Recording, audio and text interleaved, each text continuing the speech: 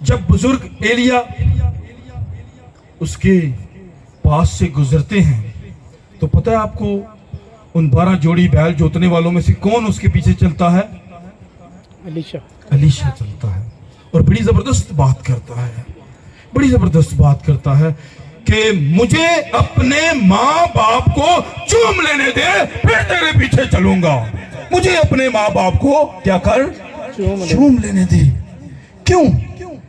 جیسے بھائی نے کہا کہ لکھا ہے اپنے باپ اور اپنی ماں کی عزت کر، یہ پہلا حکم ہے جس سے عمر کی درازی ہے۔ دوسرا بھی ایک حکم ہے جس سے عمر کی درازی ہے، وہ یہ ہے کہ جو چڑیوں کے بوٹ ہوتے ہیں انہیں کوئی نہیں مارتا، انہیں نہیں گراتا، وہ لکھا ہوا ہے کہ دوسرا جو حکم ہے عمر کی درازی کا، وہ جو چڑیوں کے بوٹوں کو مارتا نہیں ہے، بچوں کو مارتا نہیں ہے۔ میرے عزیزو یہ حکم ہے۔ آپ خروج 20 باب کو پڑھ سکتے ہیں، استثنا 5 باب کو پڑھ سکتے ہیں، دونوں میں حکم خداوندی لکھے ہوئے ہیں۔ 10 کمانڈمنٹ جن ہم 10 حکم کہتے ہیں اس میں لکھا ہوا ہے باپ اور ماں کی عزت کر۔ اور وہ جانتا تھا الیشا کے اندر کیا تھا؟ کلام تھا، اس لیے مرد خدا جس کے اندر کلام تھا اسے چھو کر گیا، کیونکہ کلام ہی کلام کو چھوتا ہے۔ ہاللیلویہ۔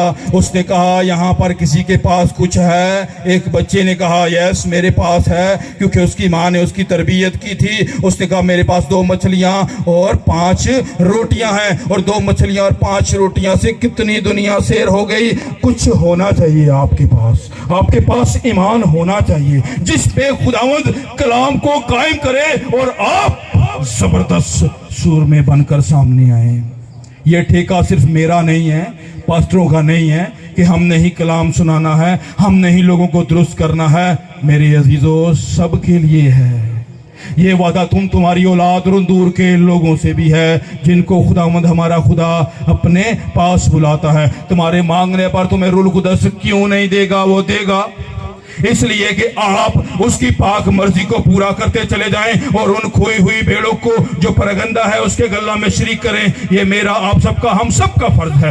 اس لیے میرے عزیزو ہم دیکھتے ہیں کہ وہ لعنت کے متحد زندگی نہیں گزار رہا تھا، وہ آلریڈی ایک مبارک شدہ شخص تھا۔ کلام اقدس میں لکھا ہے، استثنا کی کتاب پڑھ لیجئے گا، اس کا 16واں باب، اس کا 27 باب اور اس کی 16ویں آیت مقدسہ ہے، لعنت اس شخص پر جو اپنے ماں باپ کو حقیر جانتا ہے، اور سب لوگ کہیں آمین۔